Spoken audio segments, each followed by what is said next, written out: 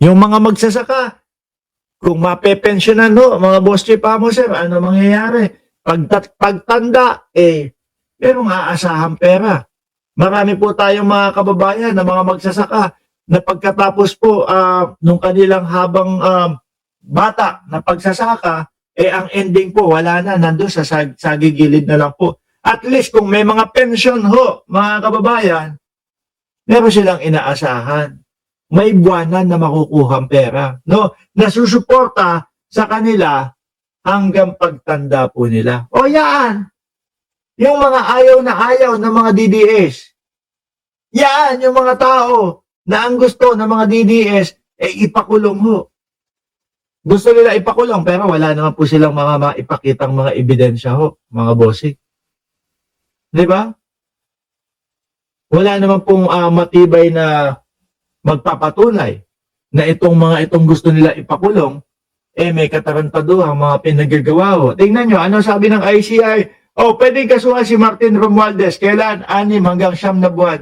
Bakit? Kasi yung si Gutesa na siyang nag-iisang nagsasalita na nagsabi na damay si, etong si Martin Romualdez, wala, hindi makita. Nagtatago na.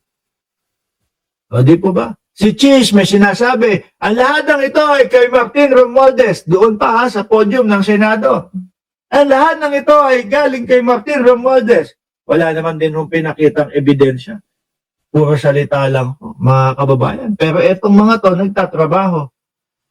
Bigyan ng pension, magkaroon ng pension, magkaroon ng insurance coverage. Yung mga pananim ng mga magsasaka. Para kapag binabagyo, hindi natin makikita sila. Ganun kawawa nasa ABS-CBN kaya nasa GMA ibinabalita, kawawa.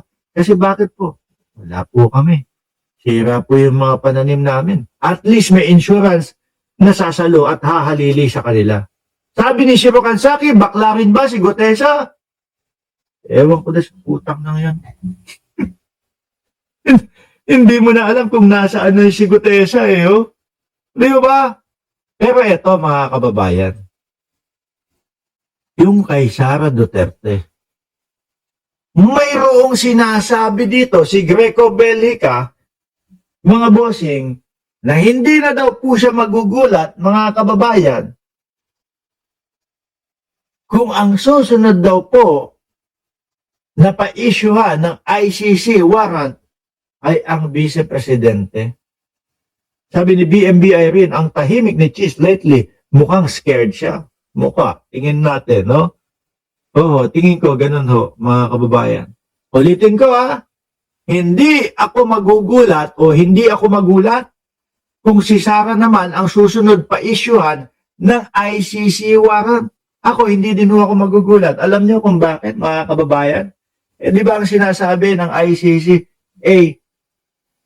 nung pagkatapos ng pagiging mayor ni dating Pangulong Duterte doon sa Davao, ipinalit at dinuloy daw ni Inday Sara Duterte yung mga patokhang-tokhang. At nabanggit din yan ni Antonio Trillanes III, the fourth, mga kababayan.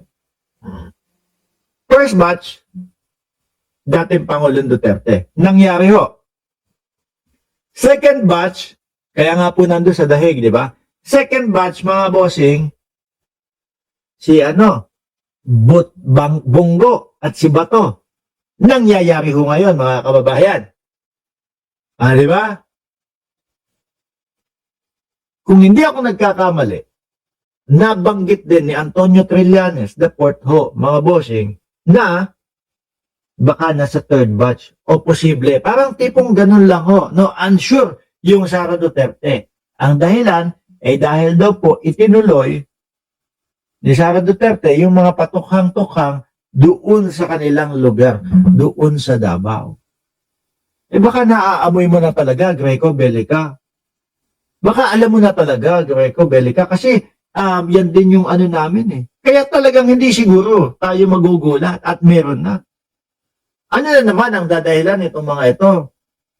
Ipinapahuli na po sa ICC si Sara Duterte kasi napakalakas po niya para sa darating na eleksyon sa 2028. Ganun na naman. Anak ng putik na yun Lahat na lang ng sagot nitong mga ito patungkol sa mga ganyan. Sisi kay Bongbong Marcos. Si Bongbong Marcos na naman ang may kasalanan. Kawawa naman yung Pangulo, lahat isinisi niya na. Kung maalala niyo ho, yung mga kaso nila dating Pangulong Duterte na isinisisi po, na kesyo daw po, kinidnap, no? Pinakidnap ng Pangulo. 2017, 2019 pa yun, hindi pa Pangulo si Presidente Marcos noon. Tingin ko, noong mga panahon na yun, nakikipaglaban pa siya doon sa tungkol sa eleksyon noong 2016 sa pagka-vice-presidente. Di ba?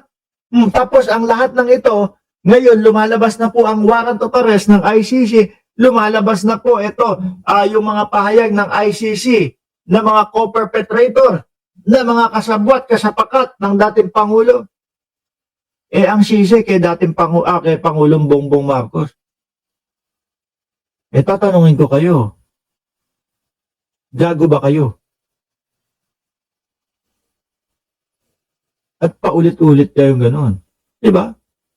Ngayon, dahil, sabi ito, strategy daw.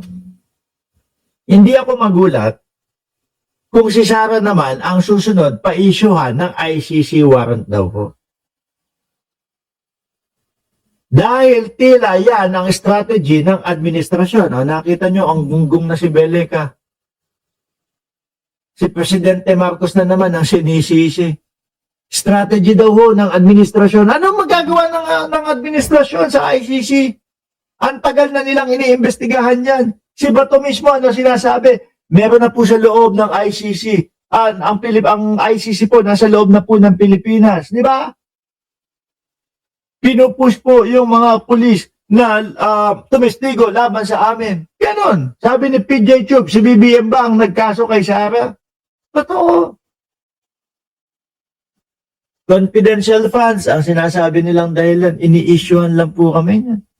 Kasi po malakas si Sara Duterte sa 2028. Yung pagbabanta ni Vice Presidente sa buhay ng Pangulo, asawa ng Pangulo, at kay Martin Romualdez, ang sagot nila, pinupolitika lang po kami yan. Kasi number 1 contender nila sa pagka-presidente si VP Sara. Lahat na ho, eto pati ho yung pag-aresto ng ICC, Interpol kay dating Pangulong Duterte, pinakidnap daw ho ng Pangulong Bongbong Marcos. DMB Romy, hello din sa iyo, sir. Shout out sa iyo, no? Lahat ibinintang na ho. Ang ipakulong ang mga kalaban sa politika imbis na talunin sa eleksyon. Sir, si Pangulong Bongbong Marcos, tatakbo pa ulit ba sa pagka-presidente sa 2028? Hindi na. Hindi na pwedeng tumakbo ng pagkapangulo sa 2028 yan. Ano pinagkakakana mo imbis na talunin sa eleksyon? No? Porkit ba pinaiimbestigahan? At eto, nakikita natin, hindi sila makasagot. Hindi sila makadepensa. Kaya ang laging sinasabi ay paulit-ulit lang po na pinupolitika sila. Ganon at ganon at ganon at ganon, mga bossing. Ay, nako. Wala tayong magagawa dyan sa mga DDS na yan. Puro mga may salpak na yan. Eto,